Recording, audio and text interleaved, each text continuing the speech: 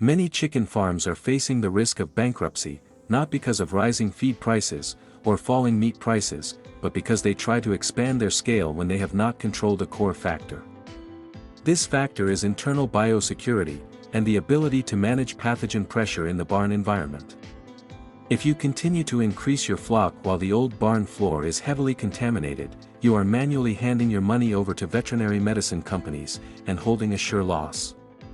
This video will analyze the mechanism of pathogen accumulation, and how to measure the carrying capacity of your barn, helping you know how to completely control the environment before deciding to raise any more chickens.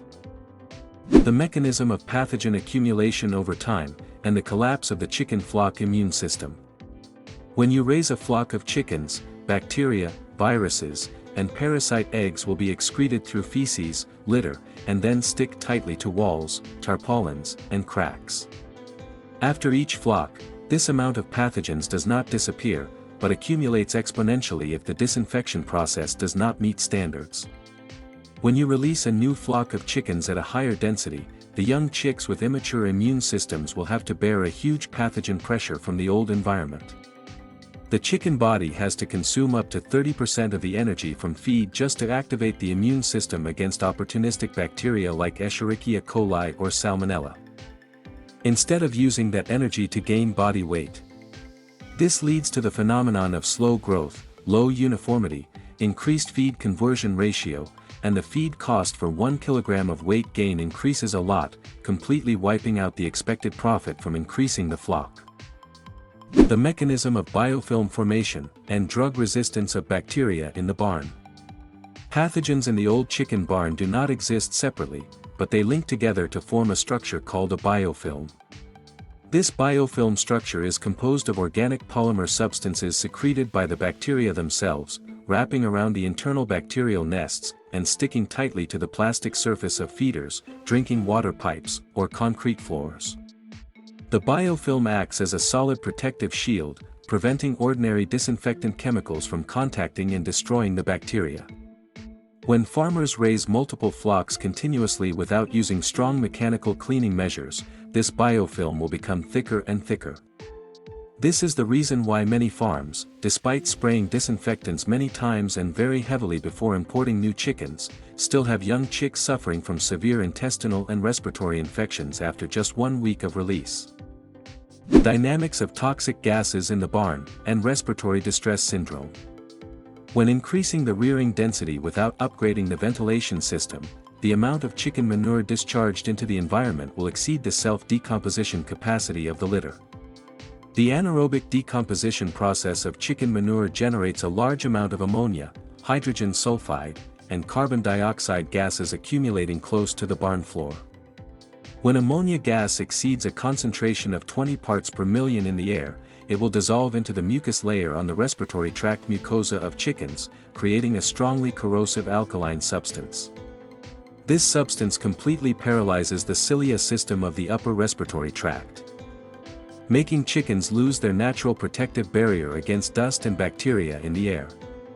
When this barrier collapses, respiratory viruses like infectious bronchitis virus, infectious laryngotracheitis virus, and mycoplasma bacteria will easily penetrate deep into the air sacs, causing acute respiratory distress syndrome, and increasing the mortality rate of the chicken flock many times. Mistakes in the down period process, and the natural selection pressure of dangerous pathogens. The biggest mistake of farmers when wanting to increase the flock quickly to chase market prices is shortening the barn down period to less than 14 days. A down period that is too short is not enough to break the life cycle of protozoan parasites like coccidia, because their oocysts have a very thick chitin shell, which can survive for many months in the natural environment. Hurrying to release new chickens when the barn has not dried completely also increases humidity, creating ideal conditions for Aspergillus fumigatus mold to develop and produce toxins causing lung mold disease in young chicks. Furthermore, using the same disinfectant chemical repeatedly with an insufficient dosage will create natural selection pressure, killing weak bacteria, and keeping bacterial strains with strong drug-resistant genes, making ordinary antibiotics completely useless in subsequent flocks. The 4-step clinical index evaluation process at the barn, before deciding to increase the flock. Before importing more chickens, you must perform the following 4 serious clinical examination steps to know if your barn has enough carrying capacity. Step 1 is to measure the air circulation index using a specialized wind speed meter.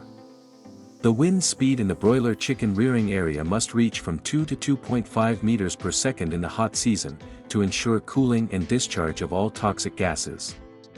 Step 2 is to check the moisture of the litter mechanically by picking up a handful of rice husks and squeezing tightly. If the husks stick into a lump and do not break when opening your hand, the moisture has exceeded 35%. Absolutely do not raise more chickens. Step 3 is to check the pipe system by removing a section of pipe at the end of the water line. If there is a brown or black slimy layer inside the pipe wall, the water system is heavily contaminated. Step 4 is to take swab samples of the wall surface and feed trays to check for microorganisms in the laboratory. If the bacterial density exceeds 10 to the power of 4 colony-forming units per square centimeter, the barn does not meet safety requirements. The 5-step treatment and cleaning process of the barn, to meet international biosecurity standards. To prepare for scale expansion safely, you must strictly follow the following 5-step barn treatment process to completely destroy biofilms and pathogens. Step 1 is to collect and clear all old litter and chicken manure away from the livestock area by at least 100 meters, to avoid cross-contamination through wind power.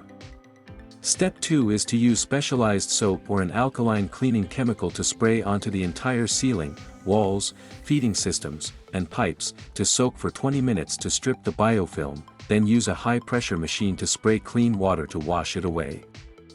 Step 3 is to whitewash the entire wall and floor system with thick lime mixed with 1% copper sulfate, to completely eradicate mold and parasite eggs.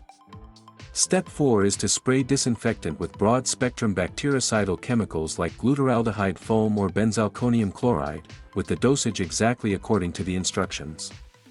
Step 5 is to close the barn doors tightly, and conduct fumigation using potassium permanganate combined with formalin for 48 hours, then open the ventilation doors and leave the barn empty for at least 14 days before releasing chickens. Synchronous farm infrastructure upgrade solutions, to meet flock density increase. Increasing the scale of the chicken flock must go hand in hand with upgrading the corresponding infrastructure, rather than simply releasing more breeding stock into the old area. You need to recalculate the floor area to ensure the density does not exceed 8 to 10 broilers per square meter for open barns, and 12 to 14 chickens per square meter for closed barns with cooling pad systems. The cooling pad system made of cellulose paper must be flushed and cleaned of all dust and moss, so as not to obstruct the clean airflow into the barn. The capacity of the exhaust fans must be increased by installing more large diameter fans. To ensure the air exchange cycle in the barn takes place under 1 minute per time. In addition, the water supply pipe system must be equipped with a dosing pump to regularly mix safe sanitizing chemicals like chlorine with a concentration of 3 to 5 parts per million, helping to keep the drinking water source completely sterile throughout the raising process. Expanding the scale of chicken farming is a bold business decision, but it only brings success when you master environmental management technology and biosecurity. Do not let greed for quantity blind you to the huge risks from old disease outbreaks that are waiting to erupt.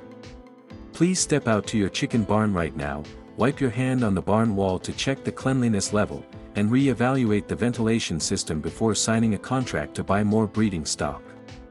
Have you ever tasted the flavor of failure because of increasing the flock too fast without carefully preparing the barn, and what was the biggest lesson you learned for your farm?